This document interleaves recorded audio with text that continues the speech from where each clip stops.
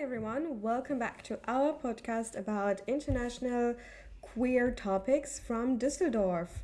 Today we are joined by Alex, who is Russian and is talking with us about the current situation about queer people and trans people in Russia. We've thought about discussing this today and making this one of our first topics in the podcast due to the current law that was just passed a few weeks ago that is criminalizing just the entire LGBTQ movement. While experts say it's not clear what this exactly is going to mean for queer people in Russia, we think it is important to understand what are Russian queers thinking and what is the situation already like today. Before we start with our conversation, I'm Jasmine, of course, and my co-host is Juan. Hello, I'm Juan, and I will be here today with Jasmine. So we have a very interesting program, and I'm very curious to find out more about their reality and how they feel and how they are the situation. So we honor today to be joined by Alex, whose real name is not actually Alex, but for their anonymity, that is the name that we have agreed for today. Alex is staying in Europe right now and thus has the opportunity to talk with us. So, Alex, thank you so much for joining us this lovely afternoon. Would you like to introduce yourself to our listeners first? Hello, my name is Alex. I'm Russian. I always known myself as a transgender person since birth. I was born quite a while ago, and I was living through Soviet Union collapse, and I've experienced how society changed over the couple of decades. All my life as a queer person, I've been struggling to find myself in the society, my role in society, because I personally couldn't fit in and perceived as who I am. And even within my family, I'm not open because my parents grew up in a very traditional way. They wouldn't accept it, and it's not for me to break their perception of life or their picture of life. And I don't want them to struggle and blame themselves, because if something happened, like if I say I'm gay, they will be blaming themselves for bringing up me in the wrong way. Probably they wouldn't see it as a biological thing or physiological, it's more like educational. And when I was growing up to the age of maybe teenager, up to 13, I was surrounded by boys. I was looking like a boy and behaved like a boy, and then the puberty started and all my body changed, and the boys stopped perceiving me as a boy and started falling in love with me. So it was so uncomfortable time for me. And then I was struggling to find friends, male friends, and then probably my identity as a male start widening, because if everyone perceives you as a woman and you perceive yourself as a man, it creates some imbalances. So I probably erase something which is supposed to be in a male and behave appropriately in society and fit into the basically heterosexual society quite well. But I was struggling to find relationships in Russia, and the community is not really united, because everyone there, and even now, they hide who they are. They don't want to be exposed, they don't want to say at work, they don't want to say they're friends, because everyone is afraid of punishment and exile from the groups they're in currently. So it was like a hidden double life for me. So I know who I am, but I always have to pretend someone else. And it feels very depressing when you can't live your own life. And for me, the only opportunity was to move somewhere where I will be accepted as I am. So I was thinking about moving to Europe at that time. And the only way an opportunity to move probably was through the education. So I applied to university and moved to different country. This was my story. And since I moved to Europe, I've changed a lot. I was very scared to talk about myself. I would be if I would live in Russia. But now I'm quite open. I'm not afraid. And I'm more accepting of myself, of who I am. So my mental health changed because most of the gay people in Russia, they suffering from this depression and all these struggles they have. Basically, they can't really talk about. They live in constant fear of punishment for who they are. Thank you, Alex. It was very interesting to hear your story. And going into the topic of today, so how are you perceiving the evolution of the laws in Russia, and how is this affecting the LGBTQ community till the latest law that was passed in Russia? The society, the whole, is very homophobic, and it's not happened. This is the consequence of what we have for the past, I don't know how many years, maybe 15 years. Because from the media, TV, radio, make jokes, they talk how bad it is all the time. It was it wasn't out of the blue, this law. I think what happened basically for some people who are more educated in Russia, the queer people, they want to leave, they want to immigrate, but they don't know how, because immigration law doesn't allow them to immigrate just on the basis of this law, just because it's criminalized.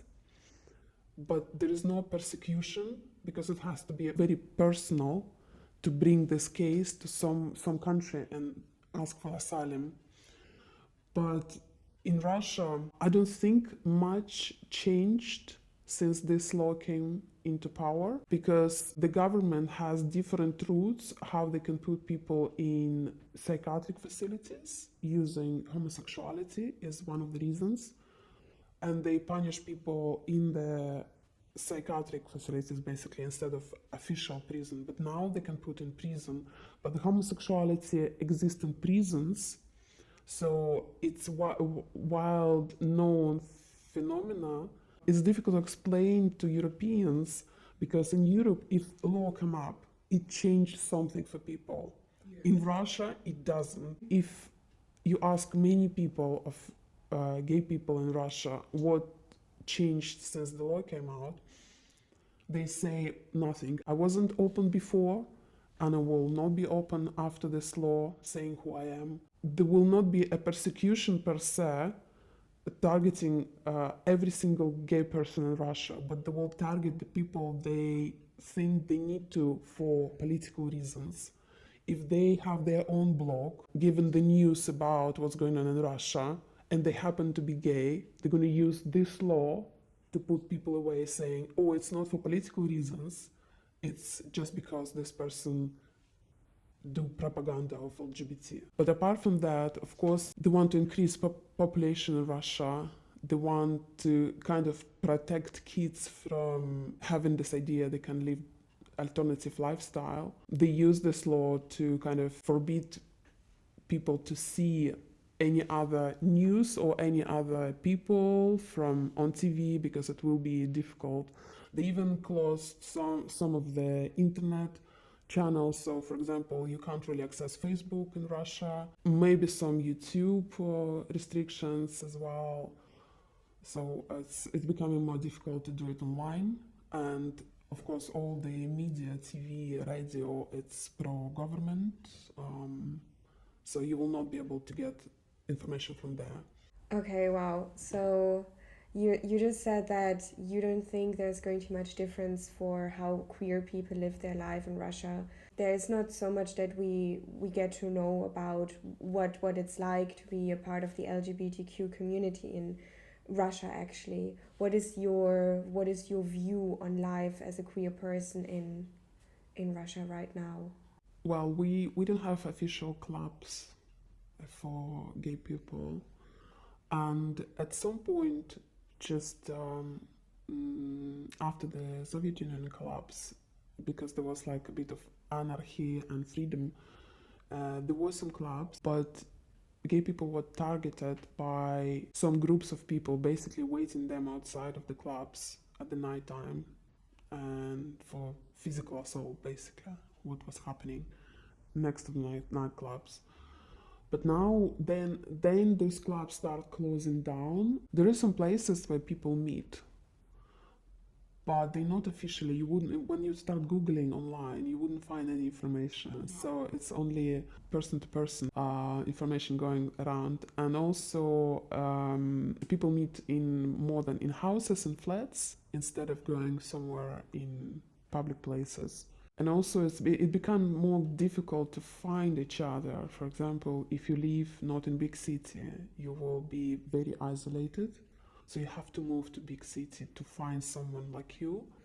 Even in the big cities, it's also a struggle because social media, like we have something similar to Facebook, which called Vkontakte. It doesn't really allow you to create posts or groups or pages which advertised and to meet people and something with LGBT connected.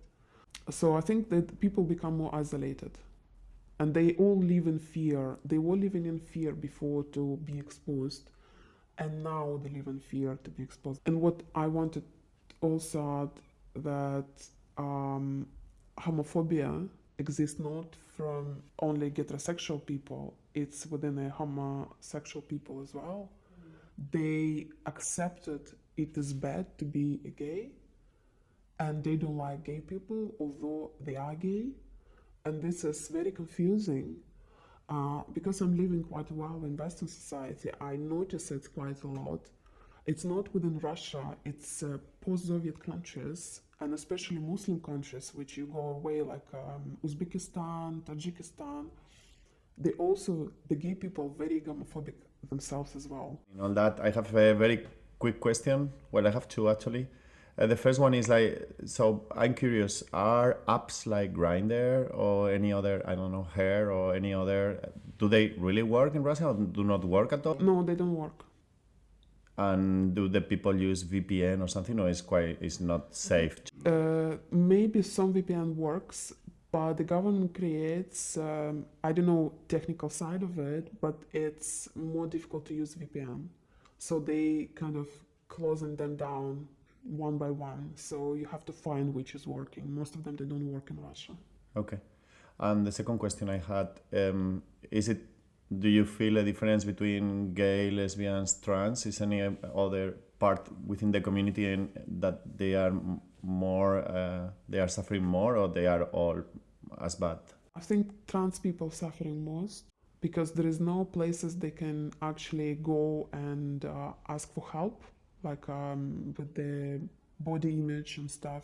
Because Russia is a very patriarchal country, so if a male want to become a female or gay man, they're very targeted by everyone as something abnormal. But with women, it's more relaxed because how heterosexual people explain the situation with gay women, they say it's because it's a problem. We don't have enough men for women, or it's a problem of men. That's why women become homosexual. But for men, it's more difficult. So women are not sort of being seen as their own people. Yes, yeah. So it couldn't be possible that a woman just has her own mind and is exactly attracted to another woman. I think it's coming from because religion, it's quite orthodox. And if you look at the generation of my parents, women didn't have the same rights. We have some professions they couldn't go to.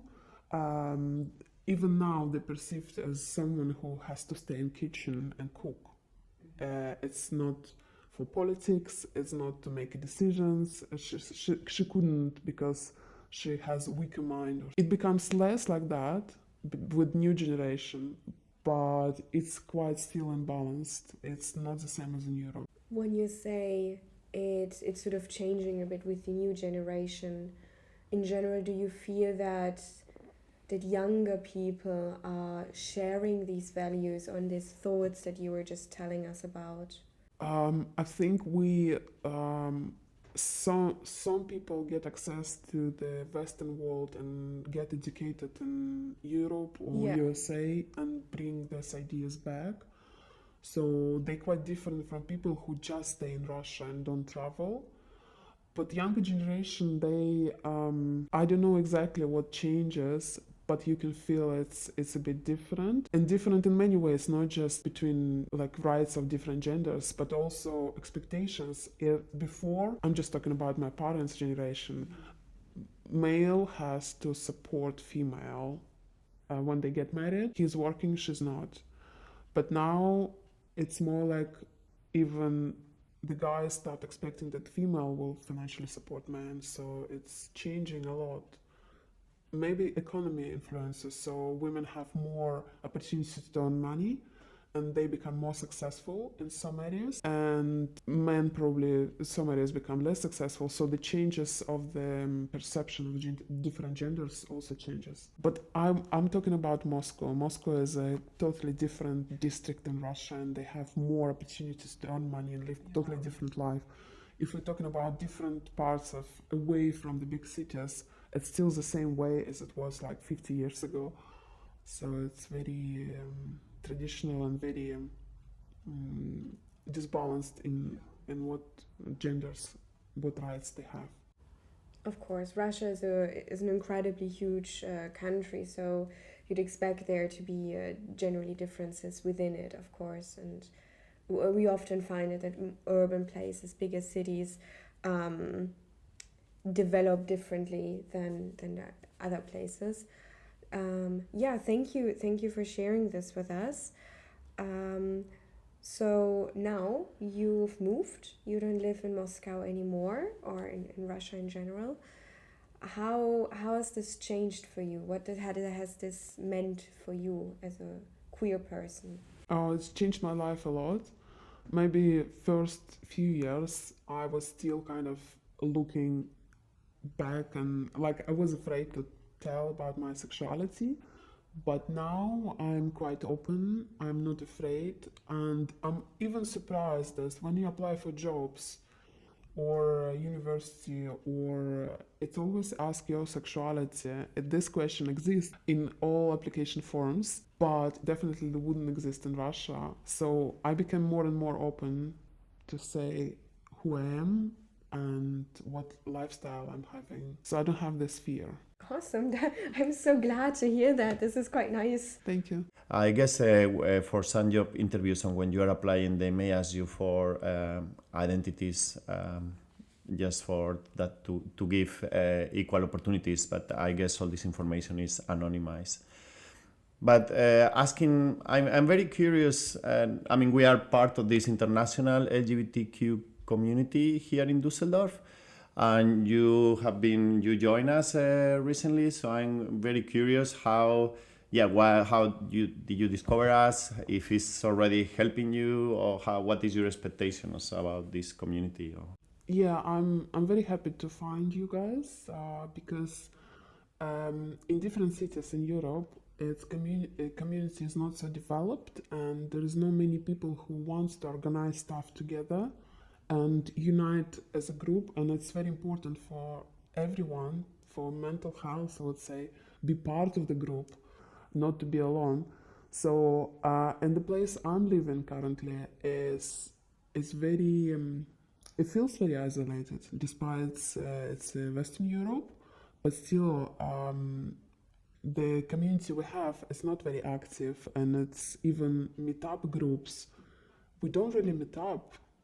We live by themselves, and it's very difficult. There are some cafes around, but you don't really see many people. Like, you don't become part of groups unless you grow up in certain area and you know people for many years.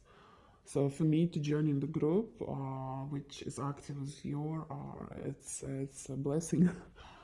So And my expectations would be I just want to be maybe active member if I could, or just joining you on certain events and be part of the group. Yeah, that's really great to hear. That gives us also a lot of extra power and energy to continue building even a bigger community, because we understand, yeah, coming to a different country is difficult for everybody.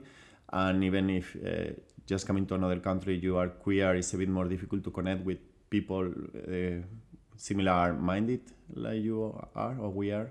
So yeah, that's really great feedback to hear. Thank you. You've already shared so much with us. It's really incredible to listen to you. What I was wondering about though is, of course, you now have come to identify yourself as a queer person. You're here with us, and how were you able to do so in an environment that you, as such as the one that you grew up in? You explained to us that it was very traditional, and that it would be difficult for you to be open in Russia. How did you nonetheless be able to discover who you are? Thank you for this question. I think I was struggling for quite a while, and I was trying myself. I was trying to be heterosexual. I was questioning myself why everyone likes opposite sex and I'm not. And I'm forcing myself to like opposite sex, and I just couldn't. And it's just a way of exploring, and it took so many years. Yeah. And I think when you on this alone and you don't see people like you think it's something wrong with you, basically. When I came to Western world, it became easier for me because the society is more accepting. Then I start accepting myself as well. But before that, I knew I'm different from the surrounding. It was a struggle. I couldn't put any label on me, like, am I straight? Am I gay? And how can I prove I'm gay? How can I prove... So I couldn't. It was difficult. So I was living in always questioning myself.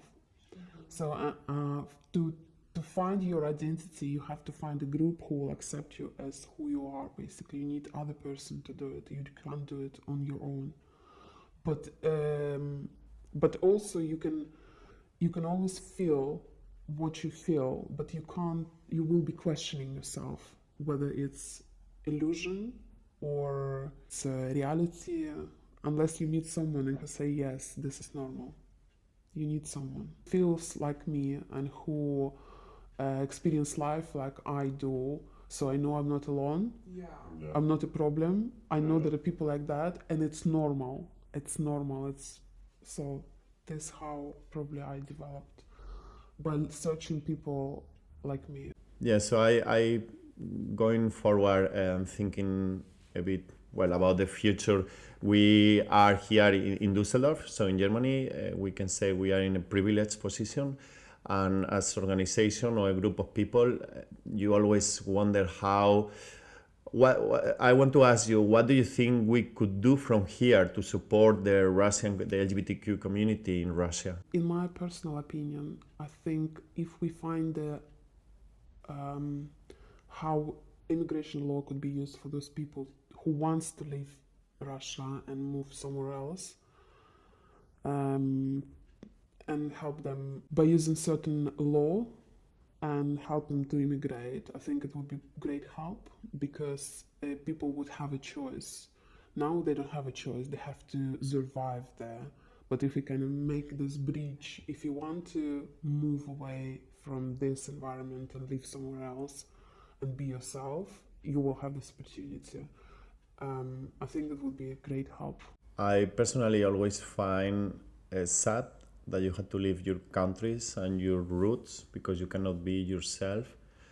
Do you see any chance for the future that the community can get stronger in Russia and fight back and get back some rights for the community? I don't think it's possible because the power they have is so small compared to the power which have other parts of society, heterosexual people who have certain mentality.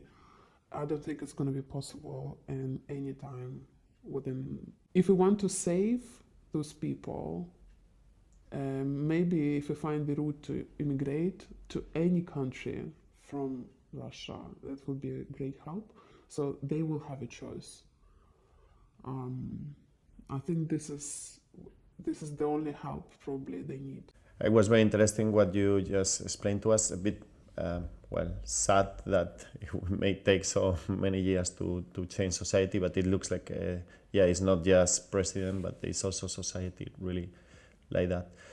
I would like to finish, to end this program, our first program, asking about your future, how you see your future, because I guess now that you are here in Western Europe and you are is opening ahead of you a lot of questions, or as you said, finding yourself that before you were not really asking yourself, or not because you are getting to know other examples. How does it look for you, this future here in Western Europe? I'm trying to find my place in society as well. Apart from being a queer, I also try to grow professionally and find myself in professional world.